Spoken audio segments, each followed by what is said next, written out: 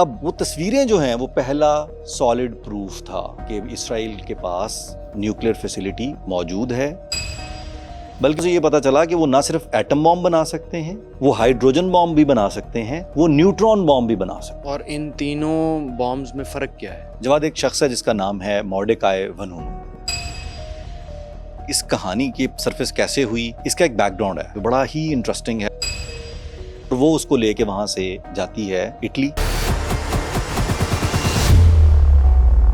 और जैसे ही वो रोम में 30 सितंबर 1986 को अपने फ्लैट में दाखिल होती है, जो फ्लैट उसने बताया होगा मेरी बहन का फ्लैट है, तो अंदर 3। इसराइल इतना छोटा सा है कि वहाँ पे खुफिया तौर पे इस तरह का प्लांट बनाना बड़ा मुश्किल काम है। अगर दुनिया की नजरें हैं तो वो बड़े आराम से पता लगाया जा सकता है कि इस तरह का कोई काम हो रहा है। जवाब ये उनमें से एक नुक्ता है जो इस सारी स्टोरी को एक सस्पेंस थ्रिलर का स्क्रिप्ट बनाते हैं।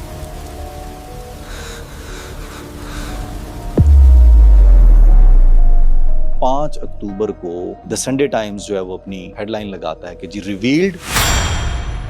इस हेडलाइन के साथ वो सारी खबर ब्रेक कर देते हैं और वो तस्वीरें सरफेस हो जाती हैं। इसी सारी कहानी में 1965 में ये रिवील होने से पहले 1963 में जॉन एफ कैनेडी जो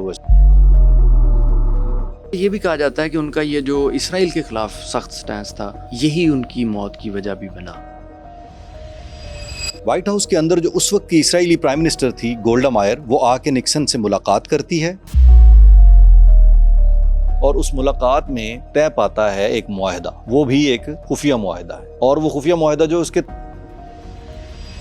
दुनिया के सबसे ज्यादा छुपाए गए राजों में से एक, जिस पर पर्दा डालने के लिए हुकूमतों ने अरबों डॉलर्स खर्च किए, खुफिया एजेंसियों ने लोगों को अगवा किया और यहाँ तक कि साइंसदानों को कत्ल किया गया। आज की पॉडकास्ट में हम बात करेंगे इसराइल के खुफिया एटमी प्रोग्राम की।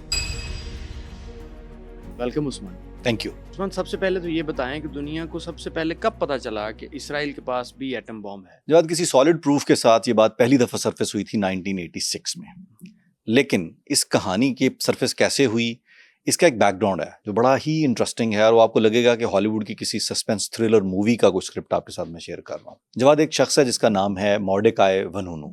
वो एक इसराइली शहरी है। वो इसराइल से भागता है, निकलता है और लंदन पहुंचता है। लंदन पहुंच के वो संडे टाइम्स न्यूज़पेपर जो है उनके साथ कुछ खबरें, कुछ चीज़ें, कुछ राज, कुछ तस्वीरें जो है उन पे बातचीत करता है, उनसे शेयर करता है। इसी दौरान में उसको एक खातून मिलती है जो बताती है कि मैं अमेरिका से आई हूँ, टूरिस्ट हूँ। सिंडी उस खातून का नाम है। अब वो सिंडी से उसकी दोस्ती होती है, मुलाकातें होनी शुरू होती हैं। इन मुलाकातों में संडे टाइम्स का एक सहाफ़ी जो है वो नोटिस करता है कि मोर्डेकाई जो है वो हमारे साथ एक खुफिया स्टोरी शेयर कर रहा है। और इस दौरान में ये कैरेक्टर जो अचानक आ गया है, सिंडी नामी, ये ख़तरे से खाली नहीं है। वो अपनी जर्नलिस्टिक जो सेंस है उसको इंडिकेट करता है कि इस कैरेक्टर का सडनली तुम्हारी ज़िंदगी में आना मुझे ठीक नहीं लग रहा। या सादा लफ्ज़ों में उसने अंदाज़ा लगाया होगा कि भाई ये अचानक इतना कुर्ब कैसे डेवलप हो गया, इतनी दोस्ती। जिसको मोर्डेकाई जो कहता है कि नहीं नहीं ऐसी कोई बात नहीं है। सिंडी जो है वो असल में मुसाद की एजेंट है, एक इसराइली सीक्रेट सर्विस की एजेंट है और वो एक मिशन के तहत उससे कांटेक्ट डेवलप करती है, दोस्ती करती है। उस एजेंट का नाम है शैरल हनीन, जो बाद में शैरल बेंटोव के नाम से जानी गई। सिंडी यानी शैरल कन्विंस करती है मोर्डेकाई वनूनू को कि हमें इटली का एक छोटा सा ट्रिप करना चाहिए। रोम में मेरी बहन रहती है, उसका घर है, हम वहाँ जाएंगे बआसानी, उसके घर पे रहेंगे, घूमे फिरेंगे, एक छोटा सा ट्रिप करके वापस आते हैं लंदन। मैं तो वैसे भी सैर पे निकली हुई हूँ। और वनूनू कन्विंस हो जाता है इस बात पे। ये बात वो शेयर नहीं करता उन सहाफ़ियों के साथ जो संडे टाइम्स के सहाफ़ी उसके साथ उस स्टोरी पे काम कर रहे थे। और वो उसको लेके वहाँ से जाती है इटली, और जैसे ही वो रोम में 30 सितंबर 1986 को अपने फ्लैट में दाखिल होती है, जो फ्लैट उसने बताया होगा मेरी बहन का फ्लैट है, तो अंदर 3 हट्टे कट्टे तगड़े मुसाद के एजेंट जो हैं वो पकड़ते हैं मोर्डेकाई को, ज़मीन पे गिराते हैं, बाकायदा पिन डाउन करके उसको सेडेटिव इंजेक्शन दे दिया जाता है, यानी उसको बेहोश कर दिया जाता है। फिर मोर्डेकाई को स्टील चेन से बांधा जाता है, बांध के एक बॉक्स में बंद किया जाता है। उस बॉक्स को स्मगल किया जाता है पोर्ट तक। पोर्ट से उस बॉक्स को एक बोट के जरिए खुफिया तौर पे गहरे समंदर में लेके जाया जाता है, जहां पे इसराइल जाने वाला एक जहाज, माल बरदार जहाज, पैसेंजर्स का नहीं, उस जहाज पे वो बॉक्स जो है वो मुंतकिल किया जाता है।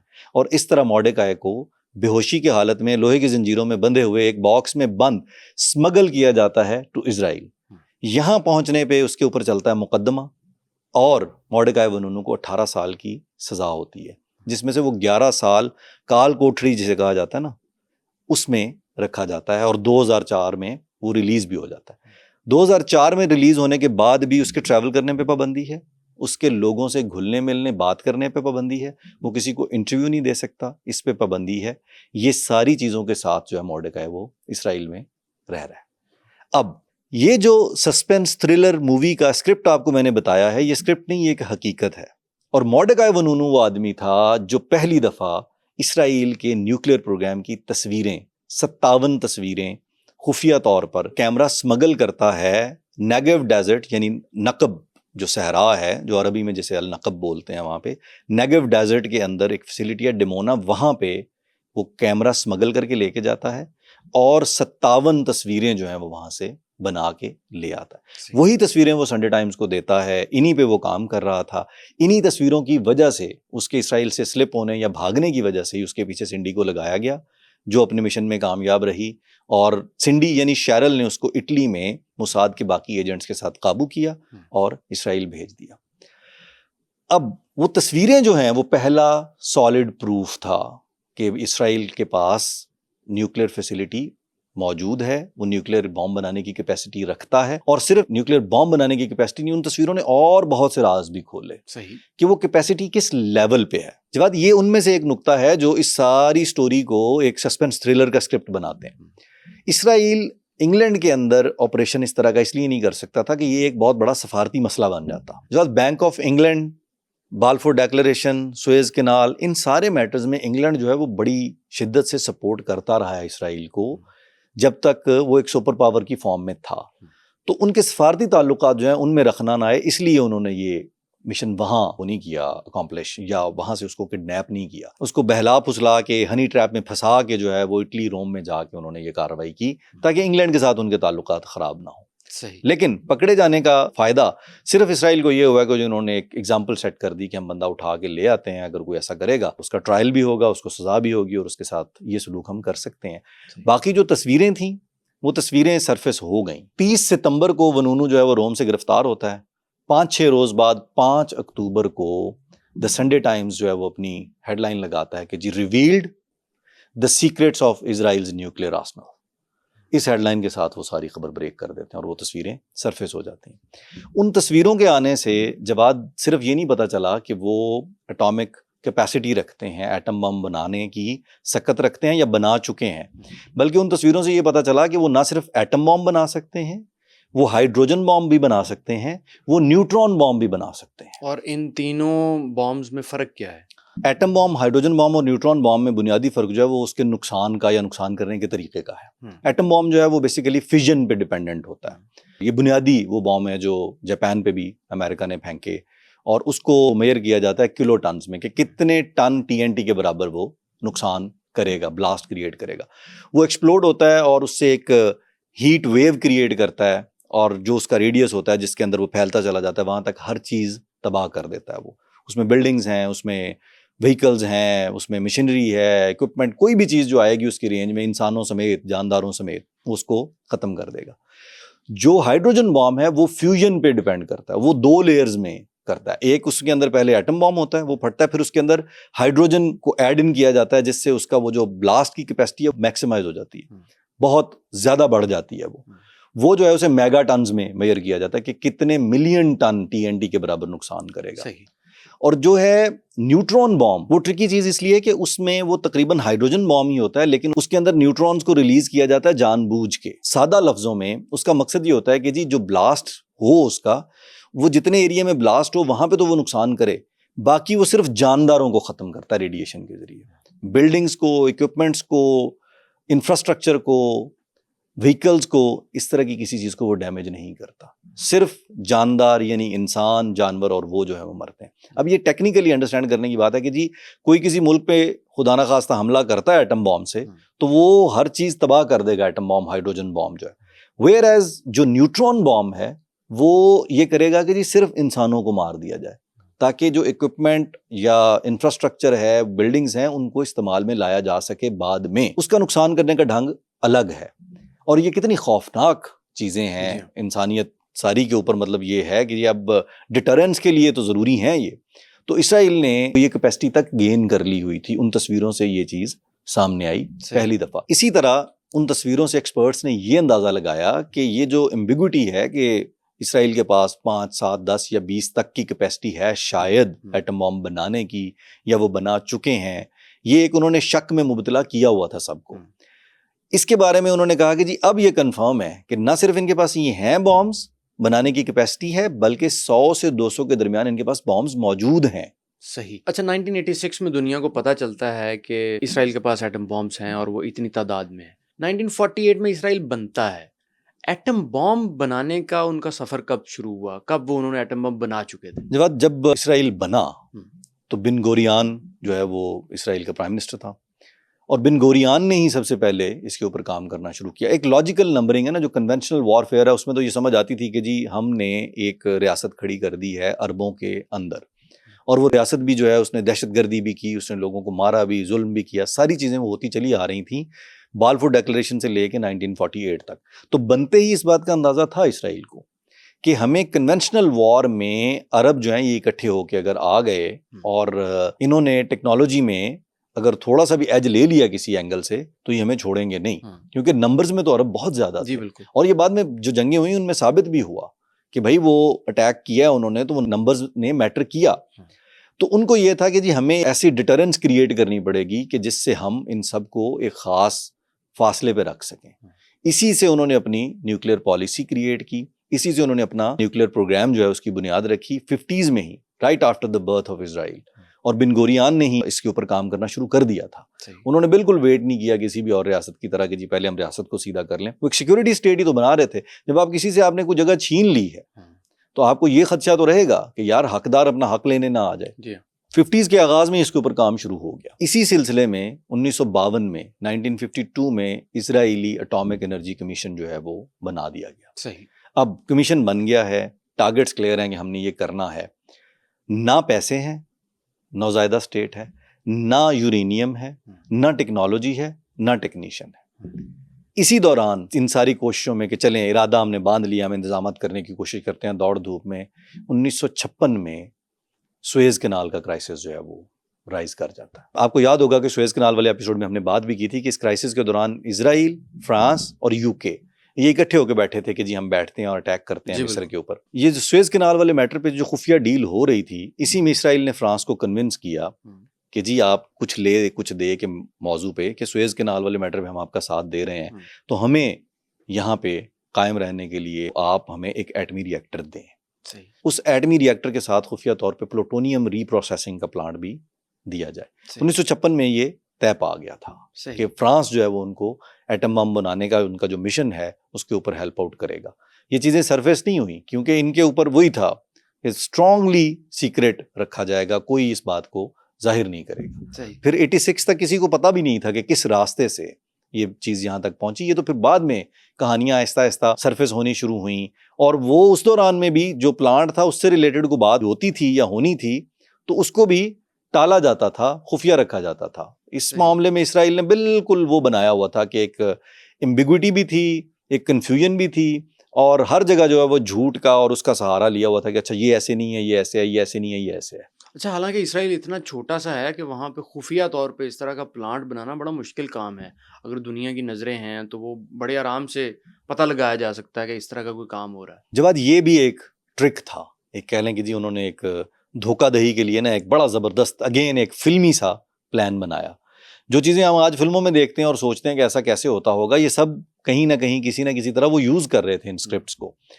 उन्होंने सहराए नकब यानी जो नेगेव डेजर्ट है उसके अंदर एक बंजर वीरान जगह पे अचानक कुछ फ्रांसीसी इंजीनियर्स और टेक्नीशियंस और लोग जो हैं वो आके वहाँ बिल्डिंग्स की कंस्ट्रक्शन शुरू हो गई। असल में वो प्लांट की बुनियाद रखी जा रही थी, जो प्लांट बनना था। अमेरिका के जो सैटेलाइट्स की इमेजरी थी उस पर अमेरिका ने भी पूछा कि भाई यहाँ क्या हो रहा है, क्योंकि अमेरिका का उन दिनों में यहाँ पे पूरा इंटरेस्ट था कि मिडिल ईस्ट में क्या चल रहा है। आपको याद होगा कि सुएज कैनाल वाले मैटर पे भी अमेरिका ने इंटरवीन करके कहा था कि नहीं नहीं आप मिस्र को ये सीज फायर करवाएं, यूनाइटेड नेशंस को इन्वॉल्व किया था उसी के तहत कि भाई इजराइल यहाँ पे क्या कर रहा है, किसके साथ मिलकर कर रहा है, अगर हमारे साथ कोई बातचीत नहीं हो रही तो ये क्या हो रहा है। जो जासूसी वहाँ कर रहे थे, जो अमेरिकन एजेंट्स थे, वो सैटेलाइट इमेजरी, उसके जरिए जब अमेरिका ने अंदाजा लगाया कि ये थोड़ी मशकूक एक्टिविटी है, तो इसराइल से पूछा कि यहाँ क्या हो रहा है। उन्होंने कहा जी यहाँ पे तो वो हमने बस एक बेजर सी कपड़े की फैक्ट्री लगा रहे हैं, यहाँ पे हम वो ज़राअत की रिसर्च के लिए भी सोच रहे हैं कि वो करें, सहरा है। तो ये दो बातें जो है वो कॉन्स्टेंटली आगे पीछे करके पेश करते रहे पूरी दुनिया को, नहीं नहीं ये कपड़े की फैक्ट्री है।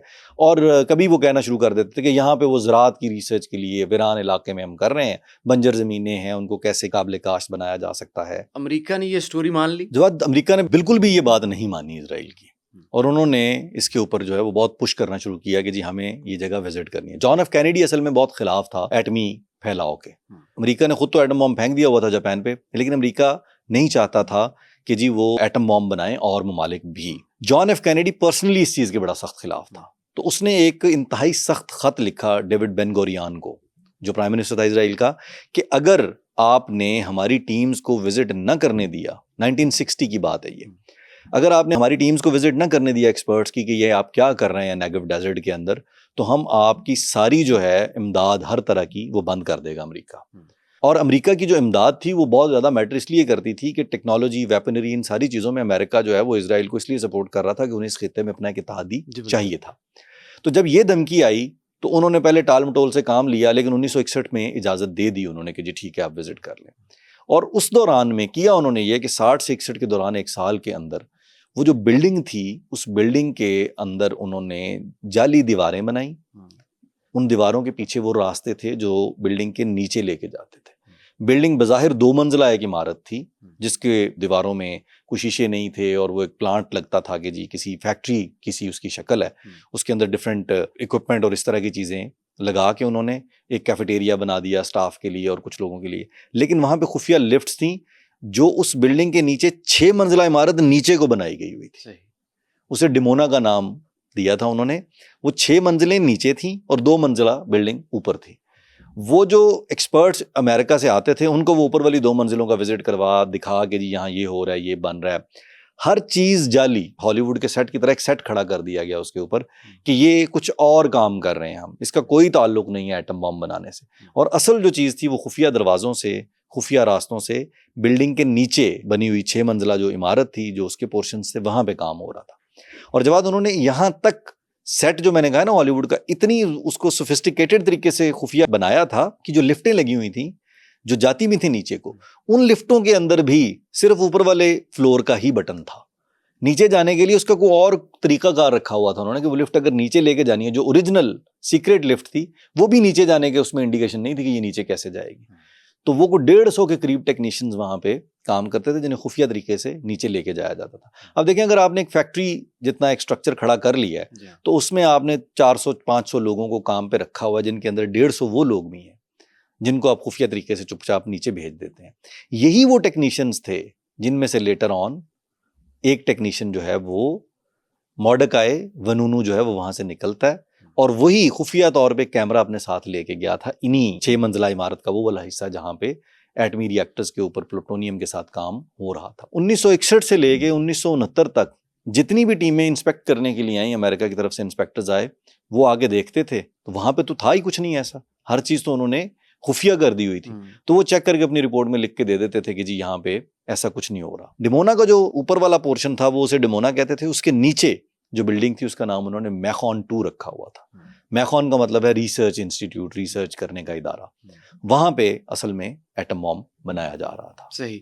अच्छा, तो प्लांट बना लिया, रिएक्टर भी लग गया, लेकिन उसके लिए यूरेनियम भी चाहिए, और इसराइल के पास तो मेरा ख्याल है कोई यूरेनियम की माइंस नहीं है।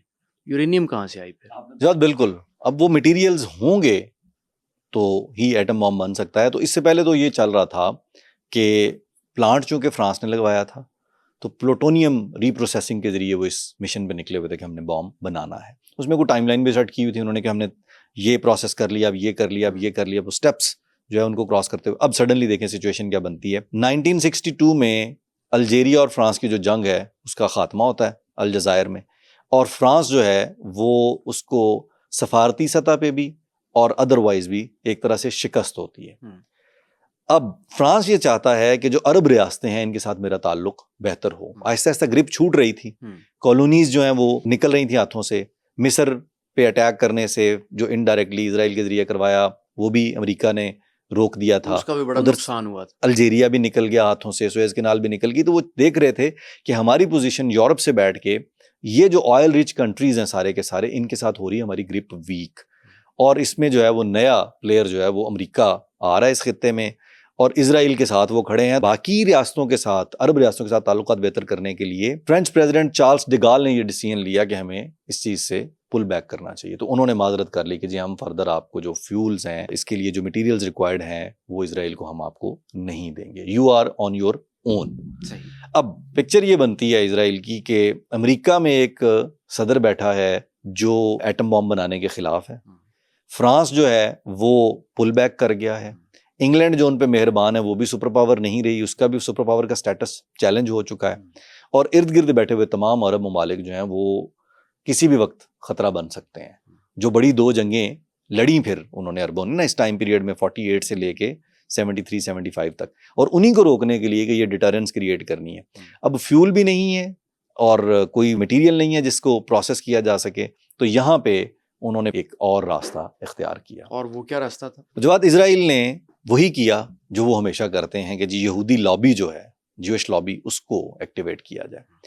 अमेरिका की रियासत पेंसिल्वेनिया में एक जगह है अपोलो, वहाँ पे एक कंपनी है न्यूमेक के नाम से। वो कंपनी जो है उसका काम ये है कि उन्होंने एनरिच्ड यूरेनियम सप्लाई करना है अमेरिका के ही कुछ इदारों को, जिनमें ख़ास तौर पे एटमी रिएक्टर के साथ चलने वाली जो आबदोज़ें बनाने की कंपनियां थी उनको, और उन कंपनियों को फ्यूल के तौर पे। उस कंपनी का ओनर जो उसका नाम है ज़ल्मन शपीरो, और आपको नाम से अंदाज़ा हो गया होगा कि वो यहूदी है और वो मुसाद के साथ गहरे रवाबित में है। अब आप देखें कि वेपन ग्रेड एनरिच्ड यूरेनियम तकरीबन 93% वो प्रोवाइड कर रहा है ऑलरेडी। इसराइल ने ज़ल्मन शपीरो के साथ साजबाज की और वहाँ से जो है वो यूरेनियम खुफिया तौर पे अमेरिका से इसराइल पहुँचनी शुरू हो गई। अब ये एक सिक्योरिटी लैप्स है बहुत बड़ा अमेरिका की तारीख में कि जी एक कंपनी जो अमेरिका के सरकारी इदारों के लिए, अमेरिकन स्टेट के लिए काम करती है, उसके पास इख्तियारात हैं या वो बनाने की कैपेसिटी रखती है एनरिच्ड यूरेनियम, और वो खामोशी से चुपचाप बना बनाया एनरिच्ड यूरेनियम जो है वो इसराइल को देना शुरू कर देते हैं। ना वो उस कंपनी का ध्यान रख सके, ना उस ट्रेवलिंग का, स्मगलिंग का जो वो वहाँ से पहुंचाया गया अमेरिका में। अच्छा, मतलब किसी को पता ही नहीं चला कि यूरेनियम वहां से मुंतकिल हो रही है इसराइल में। जब सिचुएशन ये है कि 1965 में AEC एटॉमिक एनर्जी कमीशन जो है वो ऑडिट करता है न्यूमेक का, और पता चलता है कि जी ज़ल्मान शपीरो साहब जो है उन्होंने खामोशी से इतना यूरेनियम जो है वो गायब कर दिया। कहाँ गया है नहीं पता, पता सबको है लेकिन नहीं पता। पीछे भी हमने बात की ना कि जी वो उन्होंने मान लिया कि अच्छा हमने सर्च कर ली है, तो इसमें भी कहीं ना कहीं ये लगता है कि शायद इसमें भी अमेरिका की मिली भगत थी कि ठीक है ज़रा लोगों को बता दो कि हमें नहीं पता। 69 के बाद उन्होंने बाकायदा ये करना शुरू कर दिया था, लेकिन यहाँ पे भी क्लैरिटी नहीं है इस बात की कि अमेरिका का स्टैंस ओरिजिनली था क्या। एटॉमिक एनर्जी कमीशन ने ये अंदाज़ा लगा लिया कि जी इसमें से 100 किलोग्राम से ज़्यादा जो यूरेनियम है वो अभी भी काउंटेबल नहीं हो रही है, हमें समझ नहीं आ रही कि वो कहाँ है, उसका कोई जवाब नहीं। अमेरिका में सिचुएशन ये है कि जॉन एफ कैनेडी असैसिनेट हो जाते हैं 63 में, और लिंडन बी जॉनसन जो है वो प्रेसिडेंट के तौर पे आ जाते हैं। उसके बाद निक्सन जो है वो 69 में प्रेसिडेंट बनते हैं, और लिंडन बी जॉनसन जो है उनका को खास कभी हमने तज़किरा भी इस तरह नहीं सुना कि वो बस खामोशी से उन्होंने पहले VP से प्रेसिडेंट बने, असैसिनेशन के बाद उन्हीं का बनता था, और एक टर्म प्रेसिडेंट रहे, और बस जो है वो अपना टाइम पूरा किया और चलते बने।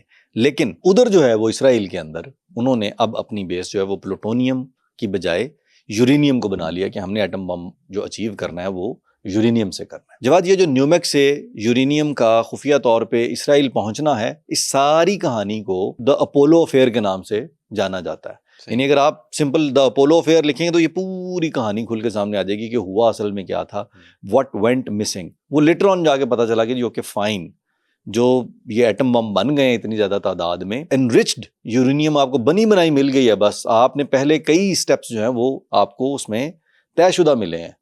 अब तो और भी आसानी होगी ना एक तरह से कि जी ये तो क्लियर्ड है कि 93% तक ये एनरिच्ड है अफजूदा यूरेनियम, बस इसको अगले स्टेप में लेके जाएं। तो ये अपोलो अफेयर जो है ये अमेरिका की तारीख में एक वो है अगेन, और बहुत से स्याह चैप्टर्स में से एक स्याबाब ये भी है। बिल्कुल सही। अच्छा उस्मान, यहाँ पे एक बड़ा इंपॉर्टेंट सवाल ये उठता है कि अगर एईसी के नॉलेज में आ चुका है कि इतनी ज़्यादा तादाद में यूरेनियम जो है वो मिसिंग है, तो उन्होंने पता लगाने की कोशिश नहीं की कि वो यूरेनियम आखिर गई कहाँ पे? देखिए, प्रूफ होना किसी चीज़ का या ना होना इज़ वन थिंग, लेकिन अमरीकी हुकूमत को समझ आ गई थी कि ये यूरेनियम गई कहाँ पे। वेरी सिंपल कनेक्शन, शपीरो एक यहूदी है, उसकी एक्सेस है, इतना जो है वो यूरेनियम मिसिंग है और वो इजराइल पहुंच गया। इजराइल ने जो है वो उनका तो बहुत सारा काम कम हो गया उस यूरेनियम के मिलने से। उन्होंने तो सिंपल वो करना है कि जी एनरिच्ड यूरेनियम आ गई, बस फटाफट इसको असेंबल करना और एक गन टाइप एटम बॉम्ब जो है उसकी शक्ल में उतारना है।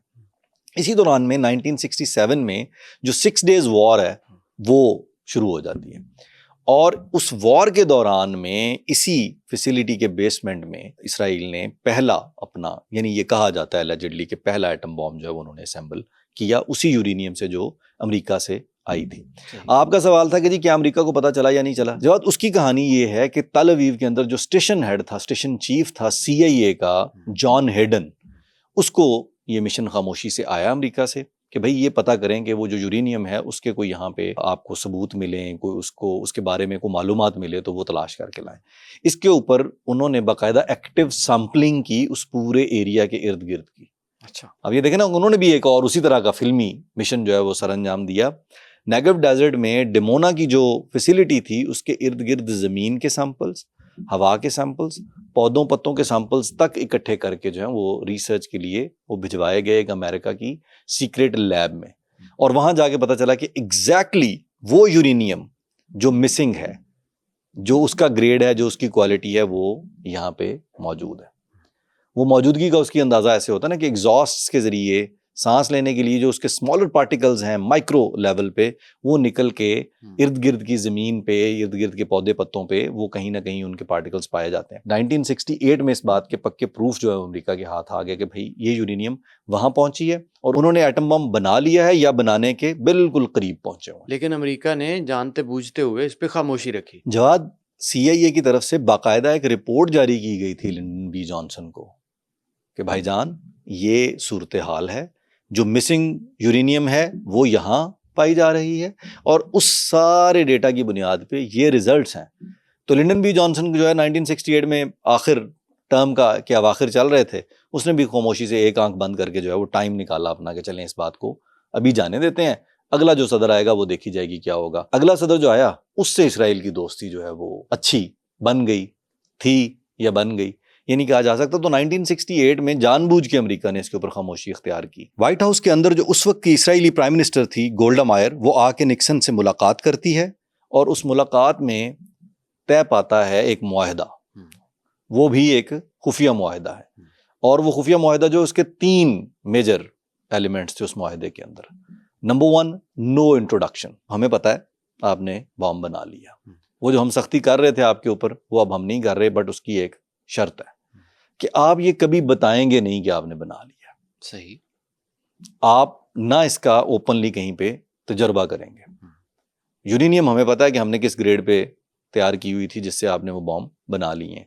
सो आप कभी तजर्बात नहीं करेंगे एटमी, जिस तरह सारे ममालिक करते हैं कि जी हमने बना लिया तो उसको टेस्ट किया जाए ताकि सारी दुनिया को पता चले। दूसरा स्टेप ये था उसका कि जी नो इंस्पेक्शन, कि जो AEC या हमारी तरफ से जो इंस्पेक्शन की टीमें जाती थीं वो इंस्पेक्शन नहीं हम करेंगे, अब हम नहीं पूछेंगे आपको। सही। इसके एवज आप अनाउंस नहीं करेंगे, हम आपको इंस्पेक्शन आपकी नहीं करेंगे। और तीसरा स्टेप ये था नो सिग्नेचर, कि इसराइल जो है वो कभी भी नॉन प्रोलिफरेशन जो ट्रीटी है वो साइन नहीं करेगा। सही। अब देखें, आप एक तरफ ऐलान भी नहीं कर रहे हैं, नंबर 1 जो है कि जी नो इंट्रोडक्शन, दूसरी तरफ अमेरिका उनको इंस्पेक्शंस भी नहीं कर रहा, और तीसरे नंबर पे क्या है कि जी NPT भी साइन नहीं होगा। जिसका मतलब क्या है कि हम साइन नहीं कर रहे, इसका मतलब यह है कि आप खुद ही अंदाजा लगाएं हमारे पास एटम बॉम्ब है कि नहीं। हम नहीं बता रहे आपको, तो बता भी रहे हैं डिटर करने के लिए पूरी दुनिया को, और इस तरह बता रहे हैं ना कि जी हम NPT साइन नहीं कर रहे, इंस्पेक्शंस भी हमारी नहीं हो रही अमेरिका की तरफ से कोई भी, और हम ये कह भी नहीं रहे कि हमारे पास है। मतलब एम्बिग्विटी भी तो डिटरेंस ही है। एग्जैक्टली। ये एम्बिग्विटी क्यों रखी जवाब? ये सिर्फ इसलिए रखी कि ये अमेरिका ने बल्कि एक पैसेज दिया सेफ, वो जो दोस्ती वाली मैं बात कर रहा हूँ ना, वो पैसेज ये था कि इस सारे कहानी से इसराइल को फायदा ये होगा कि डिटरेंस होगी, लेकिन किसी तरह की कोई पाबंदी नहीं लगाई जा सकती किसी दूसरे मुल्क की तरफ से, कोई ताल्लुकात नहीं काटे जाएंगे, कोई इमदाद नहीं रोकी जाएगी। और इमदाद तो आपको पता है ना कि वो पूरी दुनिया में दूसरी जंग अजीम से लेकर के बना हुआ है कि जी इनको किस किस तरह से हमने पालना है यहाँ जी पे। बिल्कुल। तो वो इमदाद का भी कोई भी सिलसिला नहीं रुकेगा और जो आपकी डिटरेंस है न्यूक्लियर वो भी मेंटेन रहेगी। अगेन हर दफा की तरह इस दफा भी अमेरिका ने उनको बिल्कुल एक सेफ पैसेज दिया कि आप बिल्कुल यहाँ बैठ के जो बदमाशी अपनी करना चाहते हैं वो करें, उसके लिए आप न्यूक्लियर बॉम्ब भी बनाएं ताकि अरब रियासतों को दबा के रखा जा सके कि जी ये एक न्यूक्लियर स्टेट है, इसको छेड़ते हुए इस बात का ख्याल रखना है कि ये न्यूक्लियर बॉम्ब भी यूज कर सकते हैं। सही। इसीलिए इसराइल को इतनी तकलीफ होती है उसके इर्द गिर्द अगर कोई एटम बॉम्ब बनाने की बात करता है, एटमी रिएक्टर्स इंस्टॉल करने की बात करता है या कोशिश करता है। तो क्या इसका मतलब ये है कि इसराइल ने कभी भी अपने एटॉमिक बॉम्ब्स का तजर्बा नहीं किया? इसराइल ने तजर्बा किया एटमी, लेकिन उसमें भी उन्होंने वो एम्बिग्यूटी वाला जो एलिमेंट है ना वो कवर उसके ऊपर मेंटेन रखा और अमेरिका ने फिर इस मैटर में भी उनका साथ दिया। किस्सा कुछ यूं है कि 1969 में ये एक खुफिया मुआहदा जो है होता है ना निक्सन और गोल्डा मायर के दरमियान, यानी अमेरिका और इसराइल के दरमियान। इसके बाद 10 साल बाद 1979 में उन्होंने एक्सपेरिमेंट किया। अच्छा। लेकिन वो भी एक्सपेरिमेंट जो है वो अपने इलाके में, अपनी जमीन पे, अपने समुंदर में, अपने इर्द गिर्द कहीं नहीं किया उन्होंने। उसके लिए वो गए सीधे साउथ अफ्रीका। सही। साउथ अफ्रीका में हुकूमत थी, अपार्थाइड गवर्नमेंट थी, जिसके खिलाफ मंडेला एक पूरी तहरीक चला रहे थे और वो बड़े नस्ली इम्तियाज पे मबनी जो एक वहां पे पूरा क्राइसिस था उस टाइम पीरियड में। तो अपार्थाइड गवर्नमेंट के साथ उन्होंने हाथ मिलाया, उनका कोई साथ नहीं दे रहा था क्योंकि वो एक मैटर ही ऐसा था, सारी दुनिया ने हाथ उनसे पीछे हटा लिया था कि भाई आप नस्ली इम्तियाज पे कत्लो गारत कर रहे हैं, ज्यादती कर रहे हैं, तो ये गलत है। तो वो एक पोजीशन जो थी ना मीडिया के अंदर और अदरवाइज, तो पूरी दुनिया से एक तरह से साउथ अफ्रीका कटा हुआ था उन दिनों में। और यही सिचुएशन इसराइल की थी क्योंकि वो भी यही तो कर रहे थे कि वो यहाँ आगे बैठ गए हैं और इर्द गिर्द वाली रियासतों पर बदमाशी जमा रहे हैं। तो इन्होंने दोस्ती का हाथ बढ़ाया साउथ अफ्रीका के साथ, साउथ अफ्रीका के अंदर अपार्थाइड गवर्नमेंट के साथ, और उनको कहा कि एटम बॉम्ब हमारा, जगह आपकी, स्ट्रेटेजिक और जियोग्राफिकल जो एज आपको है वो हम यूज करेंगे। इन्होंने खामोशी से इंडियन ओशन की जो इंतहाई साउथ साइड बनती है ना, वहां पे प्रिंस एडवर्ड आइलैंड्स के करीब एक जगह पे ये एक्सपेरिमेंट किया समुंदर में। इस एक्सपेरिमेंट को, इस एटॉमिक जो तजर्बा था इनका, इसको द वेला इंसिडेंट कहा जाता है। इसका नाम द वेला इंसिडेंट क्यों है जवाद, ये भी बड़ा इंटरेस्टिंग है। अमेरिकन एक सैटेलाइट जिसका नाम वेला 6911 था, उसने इस जगह पे एक्सप्लोजन जब फैलता है तो उसके वो जो 2 मार्किंग्स हैं वो रिकॉर्ड की उसने। अब सैटेलाइट का डेटा जो है वो तो अमेरिकन गवर्नमेंट को जाना था, वो डेटा गया और जिमी कार्टर जो है वो फंस गए इस सिचुएशन में कि इस छिपकली को निगलें या उगलें, क्या कहें वो।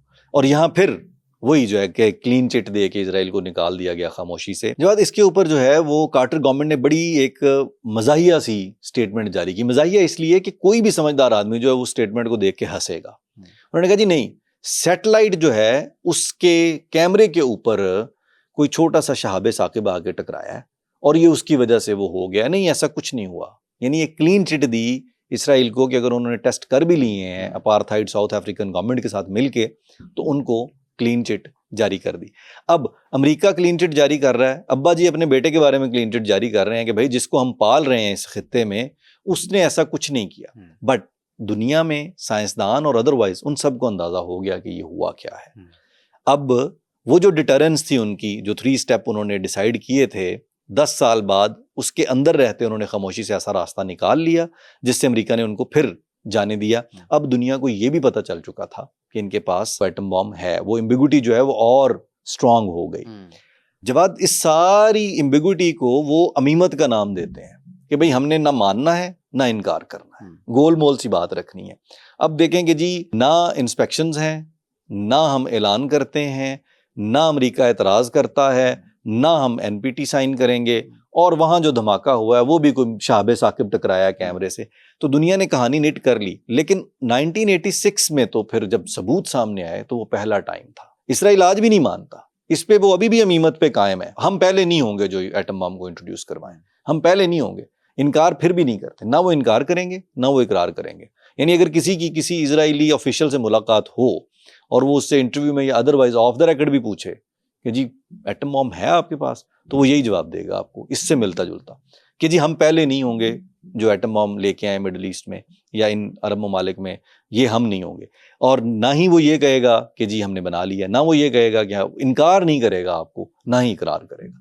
तो ये एक एम्बिगुइटी जो है उसको मेंटेन किया हुआ उन्होंने, इससे उनको वो मकासद भी हासिल हो रहे हैं, उन पर पाबंदियां भी नहीं लग रही। सही। अच्छा, इसराइल ने इस सारी अमीमत वाली पॉलिसी के दौरान कभी ये जाहिर नहीं किया कि वो ये यूज कर सकते हैं? नहीं जवाब, एक मौका ऐसा आया, ये बिल्कुल उसके एज पे आ गए कि जी अब हम एटम बॉम्ब्स जो है उनको रेडी कर लें, रेडी टू फायर वाली पोजीशन में। जवाब हुआ ये कि 6 अक्टूबर 1973 का जो दिन है, उस दिन यौम कपूर की छुट्टी थी इजराइल में, और उस छुट्टी के दिन मिस्र और शाम ने मिलके इजराइल पे अटैक कर दिया दोनों साइडों से। इजराइल ने तंग तो सबको किया हुआ था ना, 6 डेज वॉर में भी बड़ी एम्बैरेसिंग सिचुएशन बनी अरबों के लिए। तो उस जंग का बदला लेने के लिए, फलस्तीन को आज़ाद करवाने के लिए गोलान की पहाड़ियों से शाम और उधर नहर सुएज क्रॉस करके मिस्र ने अटैक कर दिया। जवाब वो अटैक इतना शदीद, इतना अचानक और इतना ज़बरदस्त था कि मोशे दयान जो डिफेंस मिनिस्टर था इजराइल का, उसने गोल्डा मायर को आके ये कहा, प्राइम मिनिस्टर ऑफ इजराइल को, कि तीसरी दफा जो है ना वो टेंपल गिरने का दिन सर पे है। सिचुएशन ये है कि हम बहुत बुरी तरह से फंस चुके हैं सारी कहानी में। इस मौके पे 8 अक्टूबर 1973 को इजरायली प्राइम मिनिस्टर थी गोल्डा मायर ने ऑर्डर दिया कि जी आप एटम बॉम्ब जो है उसको फायरिंग पोजीशन में ले आए। इजरायली एयरफोर्स जो है उसने वॉर हेड्स जो हैं वो अटैच कर दिए। F4 फैंटम फाइटर जेट्स थे जो उनके पास, उसके साथ जो मिज़ल लगते थे उनके साथ, और इसी तरह जेरिको मिज़ल्स यूज़ करते हैं, वो भी अमेरिकन मेड हैं, उनके साथ अटैच करके उन्होंने रेडी टू फायर सिचुएशन में ले आए। इस खतरनाक पॉलिसी को सैमसन ऑप्शन या शैमशॉन ऑप्शन कहा जाता है। और ये ऑप्शन क्या है? जवाब, ये शैमशॉन जो है ना, ये बाइबल का एक किरदार है जिसने ये किया कि जब वो दुश्मनों से घिर गया तो उसने जिस बिल्डिंग के अंदर वो था उसके पिलर्स गिराने शुरू कर दिए। तो उन पिलर्स के गिराने से दुश्मन भी मर गए और वो खुद भी मारा गया। तो इस ऑप्शन से मुराद ये है कि हम तो डूबे हैं सनम, हम सबको साथ लेके जाएंगे, हम खुद रहें या ना रहें, हम अपने इर्द गिर्द जो भी हम पे हमला करेगा हम उसको तहस नहस कर देंगे। अब ये सारी चीज़ें जो हैं ये अमेरिकन सैटेलाइट्स जो हैं वो रीड कर रहे थे इस मूवमेंट को। उन्होंने जब ये अंदाज़ा लगाया कि जी ये क्या होने जा रहा है, तो फौरी तौर पे अमेरिका ने जो है वो असले से भरे हुए जहाज़ रवाना कर दिए इजराइल के लिए कि भाई आपने एटॉमिक ऑप्शन पे नहीं जाना, हम आपको कन्वेंशनल वेपनरी की इतनी सपोर्ट देंगे कि आप कन्वेंशनल तरीके से इनसे लड़ के जीत सकते हैं। तो यही वो स्टेज थी जब हवाई जहाज़ों के जरिए टैंक अमेरिका से फ्लाई करके आए, उन्हीं टैंकों पे फिर बैठ के सुएज कैनाल तक गए। यही वो सपोर्ट थी अमेरिका की जिसमें इन्होंने मिस्र के अंदर जाके एक जगह से सड़क का टुकड़ा काट के अपने साथ ले आए थे कि हम ये साबित करना चाहते हैं कि हम यहाँ तक आए हैं। कन्वेंशनल वॉर में अमेरिका ने फिर 1973 में इनको अगेन सपोर्ट दिया। अमेरिका ये कहता है फॉरेन पॉलिसी के तहत कि जी हमने एक न्यूक्लियर वॉर को रोकने के लिए ये स्टेप लिया। माने तो वो भी कभी नहीं कि इनके पास एटम बॉम्ब है, क्योंकि ये मानने का मतलब ये है कि फिर पाबंदियां लगाएं, इमदाद रोकें। लेकिन उन्होंने सपोर्ट दी कि जी नहीं, ये तो दोनों तरफ से हमला हो गया इसराइल के ऊपर और हम साथ देंगे। और देखें कि उन्होंने एक तरह से अमेरिका को भी इस मैटर में ब्लैकमेल किया। ये भी बईद नहीं है कि ये सैटेलाइट इमेजरी और इंटेलिजेंस इंफॉर्मेशन उन्होंने खुद दी हो। जी बिल्कुल, कि जी आप देख लें, फिर हम ये आपके यहाँ पे बहुत सारे स्टेक्स इन्वॉल्व हैं, यहाँ पे तेल के ज़खायर हैं हमारे इर्द गिर्द, हम यहाँ पे फिर एक पूरी एटमी जंग जो है वो ऑन कर देंगे। आपने यूज़ किया था, हमें भी आता है करना। और उस पर फिर अमेरिका भागम भाग, नहीं नहीं नहीं रुक जाओ भाई, हम आपको सपोर्ट करते हैं। सही। तो वो मिसाइल्स की शक्ल में, जहाज़ों के ऊपर लगने वाले जो मिसाइल्स हैं उनकी शक्ल में, टैंकों की शक्ल में, अदर वेपनरी जो कन्वेंशनल है, उस तरीके से उन्होंने सपोर्ट दे के इस सारे मामले में मिस्र और शाम को जो है वो पीछे हटने पे मजबूर कर दिया।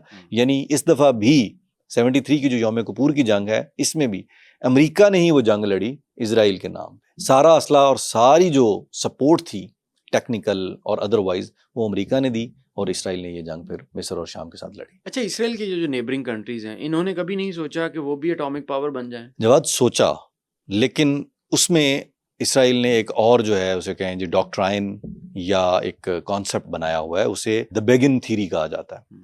और ये नाम से मंसूब है एक इजरायली प्राइम मिनिस्टर मनाखम बेगिन के नाम से इसे जोड़ा जाता है।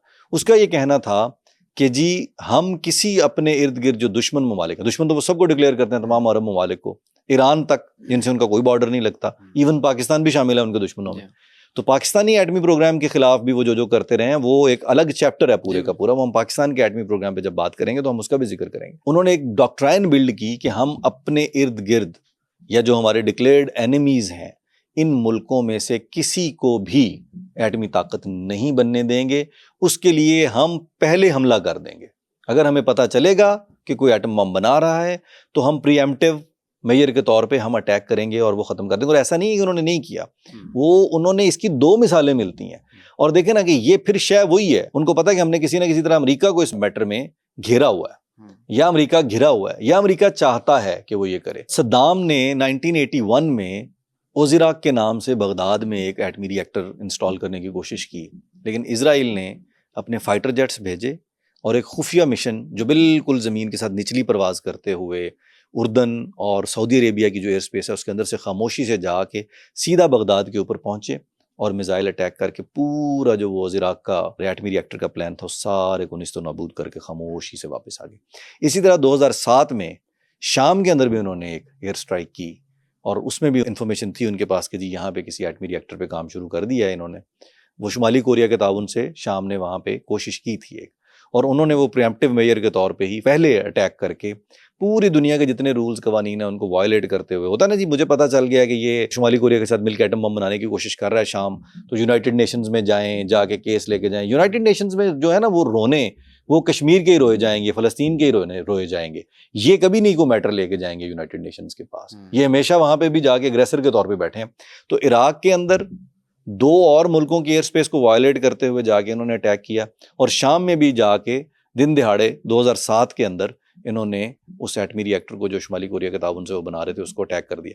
अब अगर कोई ये कहे कि ये बात अमेरिका या बाकी जो वेस्टर्न पावर्स हैं उनके इल्म में नहीं थी, क्यों नहीं था? अगर उनके साथ शेयर करके नहीं भी किया गया तो उनको यही पोज किया गया कि ये हमारे हक में है, आप लोगों के हक में भी यही है। इसी तरह जवाद ईरान का जो न्यूक्लियर प्रोग्राम है उसके ऊपर हम देख रहे हैं कि जी वो नेतन्स में अटैक, एटमी साइंसदानों की असैसिनेशंस, फिर इंडिया के साथ मिलके पाकिस्तान के एटमी प्रोग्राम के ऊपर जब से पाकिस्तान उस पर काम कर रहा था तब से कि जी हम वो कोहटा के प्लांट को उड़ा देंगे, हम ये करेंगे। उसमें तो इस तरह की साजिशें भी शामिल हैं कि इसराइली पायलट्स होंगे, इंडियन जेट्स होंगे, टेक्नोलॉजी इसराइल की होगी, और इन्फॉर्मेशन जो है वो सैटेलाइट से वो हम अमेरिका से लें, इसराइल अपने सैटेलाइट से ले, किसी भी तरह जो वो कर करा के हम जो पाकिस्तान का जो न्यूक्लियर प्रोग्राम है इसको भी हम अटैक करेंगे। वो तो फिर पाकिस्तान ने जो है उसके जो प्रीएम्प्टिव मेजर्स इन्होंने लिए हुए थे उनका बंदोबस्त कर दिया ना कि जी नहीं आप ये करेंगे तो इसका जवाब ये मिलेगा। वो भी फिर सैटेलाइट्स के जरिए जो ट्रैकिंग हो रही होती है चीज़ों की, उसमें पाकिस्तान ने भी फिर उसका जवाब दिया कि अगर इंडिया ने इसराइल के साथ मिलकर इस तरह की हरकत करने की कोशिश की तो उसका जवाब हम ये देंगे। पाकिस्तान की इसराइल के साथ उसमें वो कई लेवल्स पे ये काउंट करते हैं, मुस्लिम होने के नाते इंडिया के साथ दोस्ती है तो इंडिया का दुश्मन हमारा दुश्मन है, दोस्त का दुश्मन दुश्मन है। फिर जो है वो जी ईरान के साथ स्ट्रेटेजिक पार्टनरशिप जो पाकिस्तान का रोल है, तो पाकिस्तान इजी नहीं गुजरता इसराइल को। एक तो हम उनसे थोड़ा दूर हैं, दूसरा वो बस नहीं चलता। अभी पिछले दिनों आपने देखा होगा कि जी इसराइली प्राइम मिनिस्टर जो वो कहता फिर रहा है कि ये जो कैंपेन्स चल रही हैं ये पाकिस्तान के अंदर से हमारे खिलाफ चलाई जा रही हैं। तो वो जितने भी कंट्रीज जो मिसाइल टेक्नोलॉजी में, न्यूक्लियर टेक्नोलॉजी में मुस्लिम वर्ल्ड से उठने की कोशिश करते हैं, उनके ऊपर इजराइल ने ये रखा हुआ है कि शोर मचाना शुरू कर दोगे, ये हमें मार देंगे, हमें खा जाएंगे। और वो माहौल बना रहे हैं कि कल कला को हम टर्की के साथ किसी जगह पे पंजों में पंजे डालें तो उसका मतलब ये है कि हम आपको पहले से बता रहे थे, आपने कुछ नहीं किया तो हम खुद आ गए। आप देखते हैं आजकल बड़ा शोर मच रहा है कि जी टर्की जो है वो अगला ईरान बनने जा रहा है, ये हो रहा है। तो ये एक मिजाज है उनका।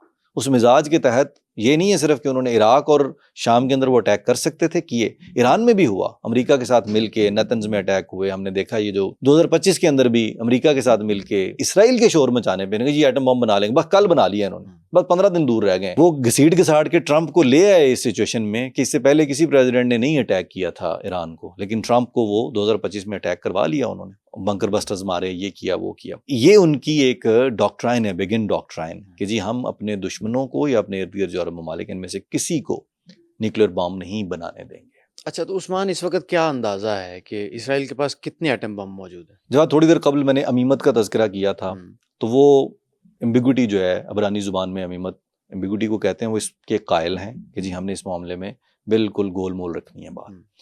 लेकिन 1986 में जो पिक्चर्स थी उनके मुताबिक अंदाजा था कि 100 से 200 के दरमियान उनके पास वॉर हेड्स हैं। अब जो है माहिरीन का ख्याल ये है कि 200 से 400 के दरमियान उनके पास वॉर हेड्स हैं, atomic warheads, which is a big number. So दुनिया के नाक के नीचे ये सब हो रहा है और कोई पाबंदी नहीं है। बस ये एग्जिस्टेंशियल थ्रेट बनाया हुआ है अपने इर्द गिर्द के तमाम ममालिक के लिए, वो लेबनान हो, वो उर्दन हो, वो शाम हो, वो मिस्र हो, और जिस दिन इनका बस चलेगा वो इससे बाहर निकल के भी करेंगे। इराक के अंदर अटैक्स हैं, ईरान पे अटैक हैं, वो ग्रेटर इसराइल के नाम से एक कॉज है और इस कॉज के तहत हमें कोई भी कदम उठाना पड़े इंतहाई हम उठाएंगे। जवाद उनके पास माहिरीन के मुताबिक 200 से 400 न्यूक्लियर वॉर हेड्स हैं और उनको डिलीवर करने के भी उन्होंने 2-3 अलग अलग सिस्टम्स डेवलप किए हैं, कैपेसिटी है उनके पास। जवाद एक तो उनके पास F-35 हैं जो वॉर हेड डिलीवर कर सकते हैं। इसी तरह उनके पास डॉल्फिन जर्मन मेड जो हैं वो सबमरीन्स हैं, वो क्रूज मिसाइल के ज़रिए फायर कर सकती हैं समुद्र के अंदर से किसी भी मुल्क के ऊपर। और इसी तरह उनके पास जो बाकी मिसाइल टेक्नोलॉजी है, बैलिस्टिक मिसाइल्स के जरिए भी वो वॉर हेड किसी दूसरे मुल्क पे फायर कर सकते हैं। तो ये है इस वक्त इजराइल की न्यूक्लियर कैपेसिटी जो बज़ाहिर कहीं नहीं है और वो मौजूद है। बिल्कुल ठीक। उस्मान, ये सारी इन्फॉर्मेशन हमारे साथ शेयर करने का बहुत शुक्रिया। Thank you. दोस्तों, आज का ये एपिसोड आपको कैसा लगा? और कमेंट्स में हमें ये भी ज़रूर बताइएगा कि इसराइल की ये जो अमीमत की पॉलिसी है, क्या हमें इसको डिप्लोमेसी कहना चाहिए या कि ये एक मुनाफिकत की बहुत बड़ी मिसाल है। एक और मौजू के साथ आपकी खिदमत में बहुत जल्द हाजिर होंगे। तब तक के लिए इजाज़त दीजिए। खुदा हाफिज़।